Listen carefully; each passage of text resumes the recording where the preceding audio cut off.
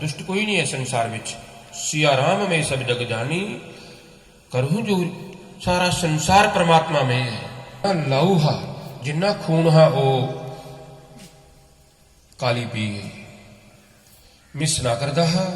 इन्ना भयंकर रूप धारण किया मां काली ने, इन्ना भयंकर रूप धारण किया और शिवजी जी की स्तुति की। सारे देवते ये बोले बाबा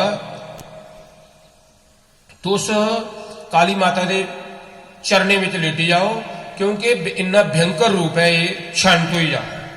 तो जिस वेले रामचरित शरीर जड़ा हा डैड बॉडी जिसी आखने, मुर्दा आखने, पार्थिव शरीर आखने, जिसे मरे का शरीर आखने, वो चुक जाते हैं, त्रिलोकी का चक्कर लाते हैं, विष्णु भगवान सुदर्शन चक्कर कने छुड़ाना चाहते हैं। जिथे जिथे मां के अंग पेन तो शक्तिपीठ बनी है कुंजाओ, शक्तिपीठ बनी है।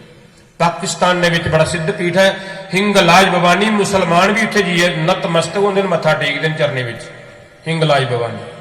और असाम दे विच कामाख्या मां सारे कोला उच्चा स्थान हुआ है। कामाख्या उच्चा मैंने श्रेष्ठ